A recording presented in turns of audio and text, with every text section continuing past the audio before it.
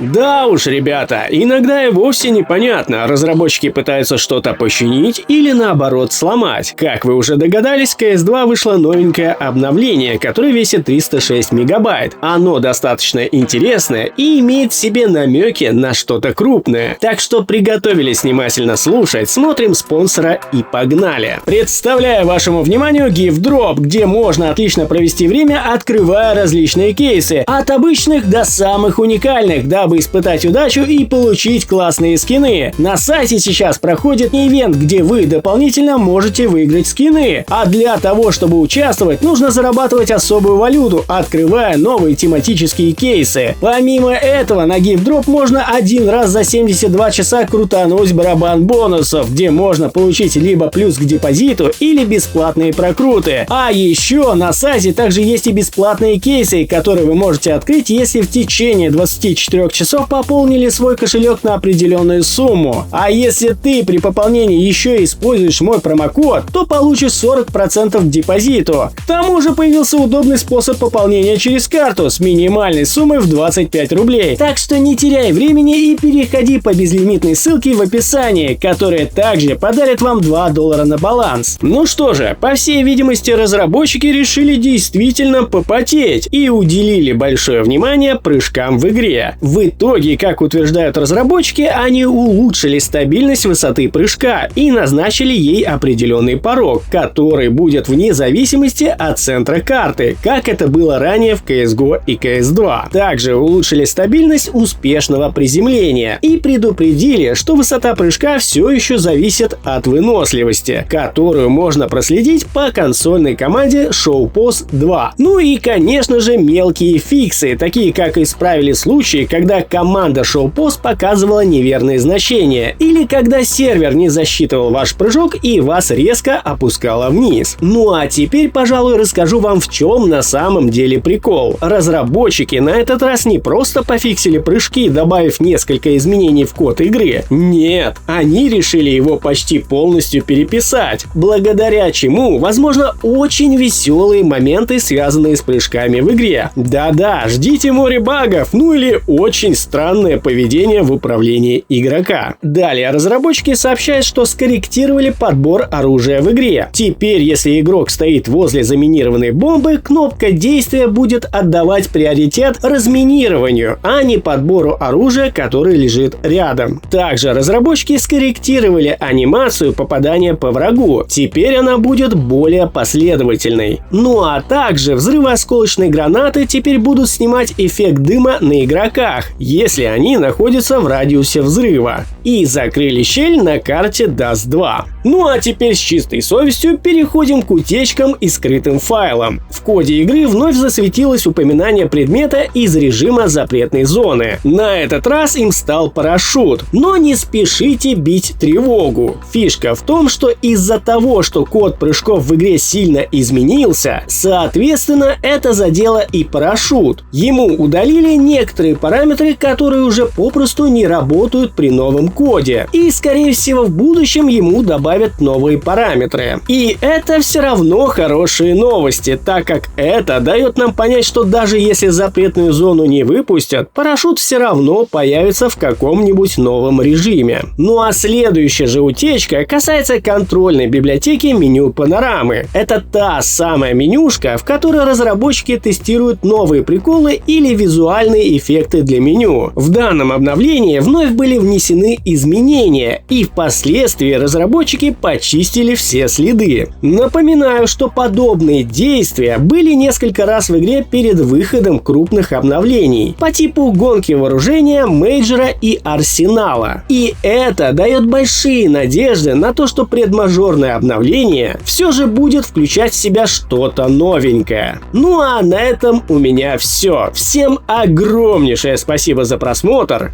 Всем пока и удачи!